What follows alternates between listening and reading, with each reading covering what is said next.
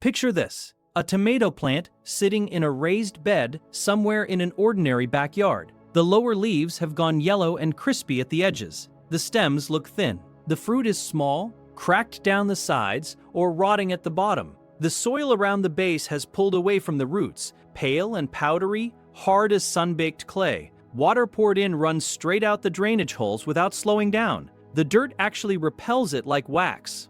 Now, here is the uncomfortable question no garden center wants any tomato grower to ask. How can soil, the stuff that is supposed to grow the most productive plant in the home garden, become so dead that it cannot even hold water long enough to feed the roots? The answer is hiding inside a $70 billion industry secret. And the fix? It costs less than $1. It sits in almost every kitchen in America right now. Tonight, one simple brew poured over that cracked, lifeless tomato bed will trigger something extraordinary. A microbial explosion so powerful it can transform a biological desert back into rich living earth by morning. But first, it helps to understand exactly how tomato soil gets this sick in the first place. 1. The Great Tomato Soil Deception, the industrialization of a biological desert. Walk into any garden center on a Saturday morning.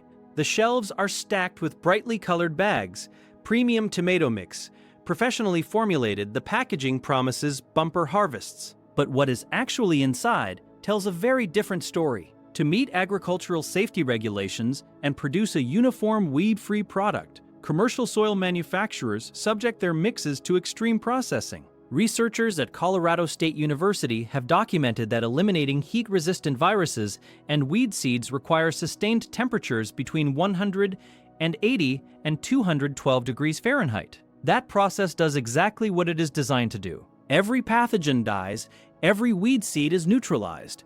But here is the part the bag does not mention. Every beneficial organism dies too. The nitrogen-fixing bacteria, gone. The mycorrhizal fungi that have partnered with plant roots for 400 million years, destroyed. The microscopic food web that nature spent eons engineering, completely collapsed. What remains is an inert, sterile sponge. Biologically speaking, it is a desert packaged in a plastic bag. And this is where the story takes a darker turn.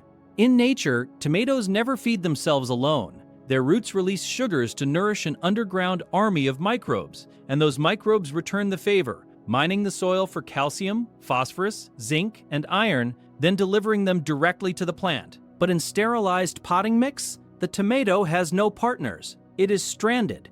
And that biological emptiness is not a flaw in the product. It is the foundation of an entire business model. Once the soil cannot provide nutrients naturally, gardeners have no choice but to keep buying tomato fertilizer season after season. 2. The chemical crutch and the $70 billion monopoly. The origin story starts in 1908 in a German laboratory, the Haber-Bosch process. Two brilliant chemists discovered how to pull nitrogen from the atmosphere and convert it into synthetic ammonia, the basis for modern fertilizer. And without question, this single invention prevented mass starvation in the 20th century. But every powerful tool carries a hidden cost, and the cost of synthetic nitrogen reveals itself slowly, quietly, underground, where most people never look. When concentrated synthetic mineral salts hit tomato soil, plants respond immediately. Growth spikes. Leaves green up fast, it looks like success. But that rapid flush is deceptive. Meanwhile, beneath the surface, those harsh chemical salts hammer the delicate soil ecosystem.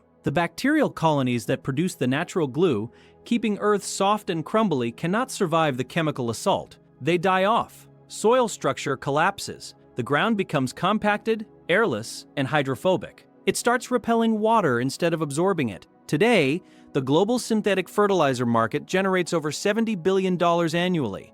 The business model is stunningly simple. Sell a product that solves the problem it creates. And tomato growers return to the store year after year, locked into a cycle they never chose. But there is a way out.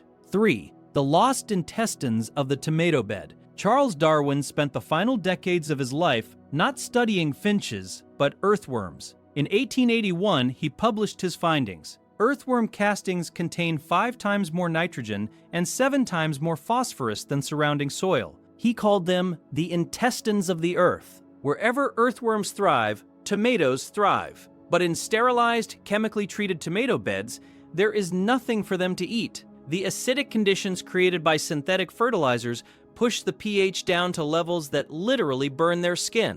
The worms leave. And when the worms leave, so does the drainage, the aeration, and the natural fertility that no bag of fertilizer can replace. Getting them back is not complicated. A discovery made halfway around the world showed exactly how. 4. Dr. Teruo Higa's microbe miracle. In the 1980s, a horticultural researcher named Dr. Teruo Higa was watching chemical agriculture destroy the soil health of Okinawa's fields one season at a time. He began asking a radical question.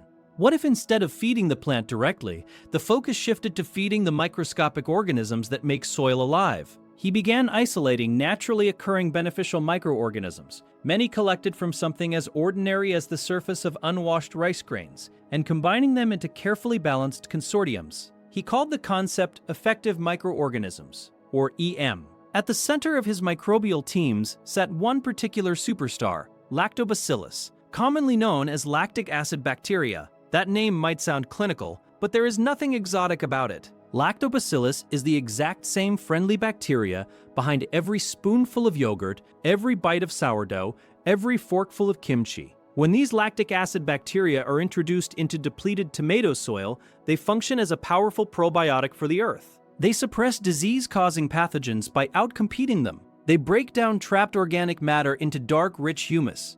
They unlock minerals that were chemically bound and unavailable to tomato roots. Cultivating these organisms at home requires no lab, no special equipment, and almost no money. The ingredients are already sitting in the kitchen. 5. Brewing the $1 resurrection elixir. 3 ordinary kitchen ingredients, 1 simple process, and a result no commercial product can replicate. Here is exactly how it works. Ingredient 1. Fermented rice water, the biological starter. The next time rice is cooked for dinner, that cloudy rinse water that normally goes down the drain is liquid gold. Packed with starches, complex carbohydrates, and trace minerals, it is the perfect food for capturing and multiplying beneficial lactic acid bacteria straight from the surrounding air. Here is what to do. Pour the milky rice wash water into a clean glass jar, filling it roughly 2/3 full. Drop in about half a cup of leftover cooked rice. This acts as a slow-release fuel source. Cover the jar loosely with a breathable cloth or paper towel secured with a rubber band. Never seal it airtight. The bacteria need airflow. Place the jar in a dark cabinet at room temperature, not in the refrigerator, not in direct sunlight, just a quiet, dark shelf. Over 3 to 5 days, a slightly sour, pleasantly tangy smell will develop, very similar to fresh sourdough starter. That smell is the signal. What has happened inside that jar is a quiet miracle of fermentation. The lactic acid bacteria have been multiplying exponentially, and by day 5, that humble jar of rice water contains hundreds of millions of beneficial organisms per milliliter, a living workforce grown from kitchen scraps. If the jar smells foul, rotten, or strongly unpleasant, something went wrong. Discard it and start over. The correct smell is clean, sour, and slightly sweet, like yogurt or mild vinegar. Ingredient 2. Blackstrap molasses, the high-octane fuel. The fermented rice water now contains a thriving population of beneficial bacteria. But before sending them into the harsh, dead environment of a depleted tomato bed, they need a massive burst of energy. That energy comes from blackstrap molasses. Blackstrap molasses, the dark, thick byproduct of sugar refining, is a nutritional powerhouse. It is loaded with simple sugars for immediate microbial energy, plus iron, calcium, magnesium, and potassium. To prepare the final brew, dilute the fermented rice water into approximately 1 gallon, about 4 liters, of clean, non-chlorinated water. Then stir in 1 to 2 tablespoons of blackstrap molasses until it dissolves completely. The effect is immediate. Those simple sugars hit the bacterial population like rocket fuel. A secondary wave of explosive microbial reproduction begins. The bacteria start multiplying rapidly and secreting sticky polysaccharides, natural substances that will soon act as biological glue, binding tomato soil particles back together into the soft, crumbly structure that healthy earth is supposed to have. Ingredient 3. Wood ash, the mineral anchor and pH corrector. The final ingredient addresses a critical chemical problem that most tomato growers never even realize exists. Commercial peat-based potting mixes are naturally highly acidic, often with a pH below 5.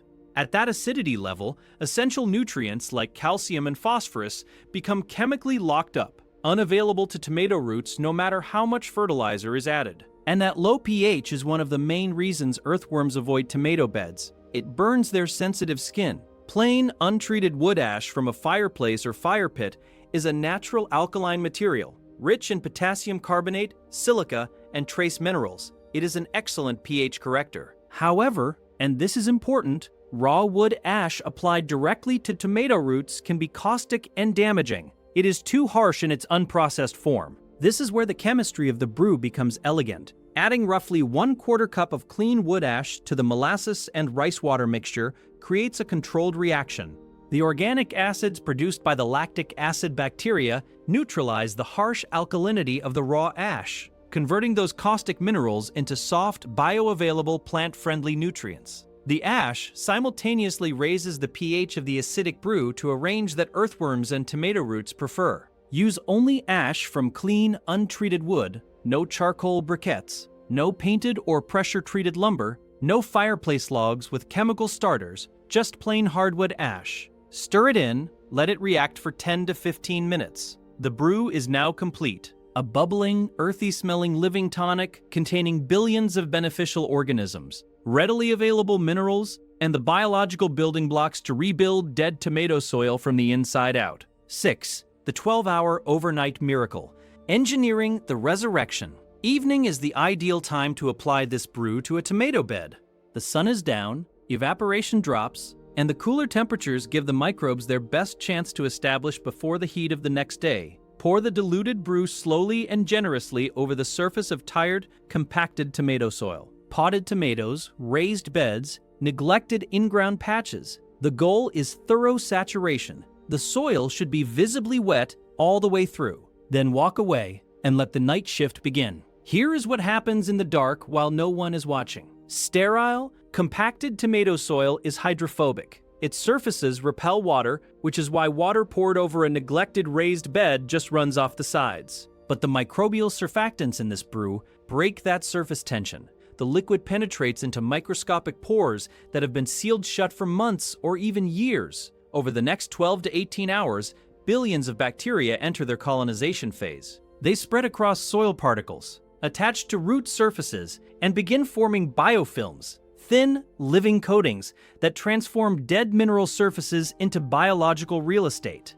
Then something even more remarkable begins. The newly established bacteria start partnering with native mycorrhizal fungi already dormant in the soil. Together, they weave an underground network of thread-like filaments called hyphae. This fungal network can extend the effective reach of a tomato root system by up to 100 times, trading sugars for minerals and transporting water across distances no single root could ever reach. And the earthworms? Within days, sometimes within the first week, the first signs appear. Small castings on the soil surface, tiny tunnels visible when the soil is gently turned. The brew has provided exactly what earthworms need: a feast of microbial food, corrected pH that no longer burns their skin, and proper moisture levels. By the next morning, the soil surface will look darker and feel slightly softer to the touch. Within a week, water poured on top will absorb instead of running off. Within 2 to 3 weeks, the soil texture begins transforming from hard, pale, and compacted